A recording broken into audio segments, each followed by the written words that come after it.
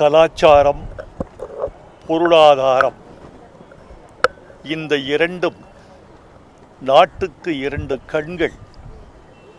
அந்த கலாச்சாரத்தையும் பொருளாதாரத்தையும் முழு வாழ்க்கையிலும் தன் தோளில் சுமந்து இந்த நாட்டை செதுக்கிய சிற்பி முத்தமிழறிஞர் கலைஞர். அவர் மறைந்து விட்டார் என்பது ஒரு பௌதிக உண்மை. மனிதன் இரத்தமும் சதையுமாய் எலும்புமாய் இருப்பவன் மரிக்கிறான், தத்துவமாய் இருப்பவன் நிலைக்கிறான். அவனுக்கு மரணம் இல்லை. இந்த இனத்திற்கும் மொழிக்கும் தொண்டு செய்கிறவர்கள் கலைஞரின் வாரிசாக திகழ்வார்கள் என்பது என் எண்ணம். அது யாராக இருந்தாலும். இந்த நேரத்தில் ஒரு முக்கியமான தகவலை சொல்ல வேண்டுமென்று ஆசைப்படுகிறேன். நேற்று 21 நாடாளுமன்ற உறுப்பினர்கள் ஆளுநருக்கு ஒரு கடிதம் அனுப்பியிருக்கிறார்கள். தேசப்பாடலுக்கும் தேசிய கீதத்துக்கும் முன்னுரிமை கொடுக்கிறீர்கள், எங்கள் தமிழ்த்தாய் வாழ்த்துக்கு தமிழ்நாட்டில் முன்னுரிமை கொடுத்தால் என்ன என்ற கேள்வியை அவர்கள் எழுப்பியிருக்கிறார்கள். அவர்கள் இந்தியா கூட்டணியின் நாடாளுமன்ற உறுப்பினர்கள். திராவிட முன்னேற்றக் கழகத்து நாடாளுமன்ற உறுப்பினர்களுக்கும் இதே நிலைப்பாடுதான்.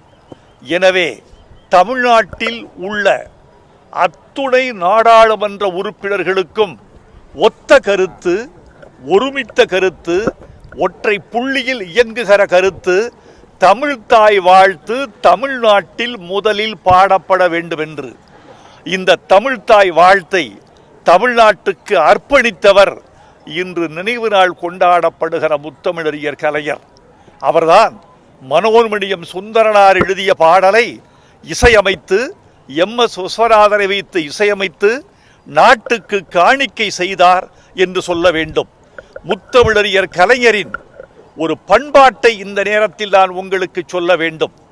அதில் ஒரு வரி வரும்: கன்னடமும் கழிதெலுங்கும் கவின் மலையாளம் துளுவும் உன் உதரத்தே உதித்தெழுந்து ஒன்றுபல ஆயிடினும் ஆரியம்போல் உலக வழக்கு அழிந்து ஒளிந்து சிதையா நின் சீரிழமை திறம் வியந்து செயல் மறந்து வாழ்த்துதுமே என்பது மூலப்பாட்டு.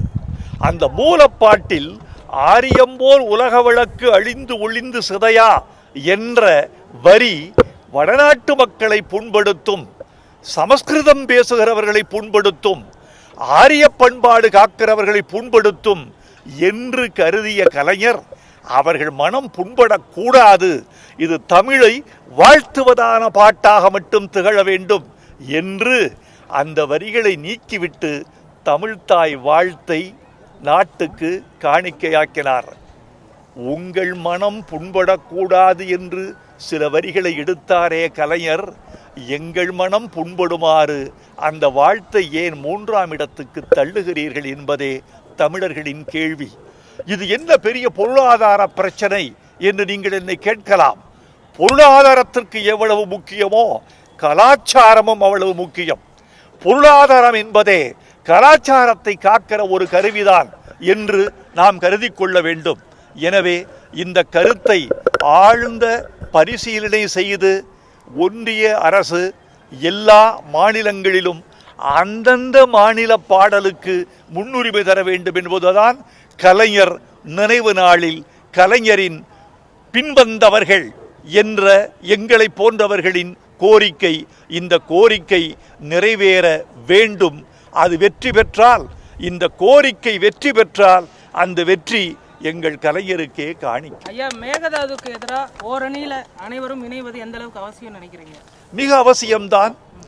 கர்நாடகத்து தலைவர்கள் கட்சி பேதமின்றி, உட்பூசல் பேதமின்றி ஒன்றிணைகிறார்கள் என்றால், தர மறுக்கிறவர்கள் ஒன்று சேர்கிறார்கள், பெறக்கூடிய உரிமை உள்ளவர்கள் நாம் ஒன்றுபடக்கூடாதா?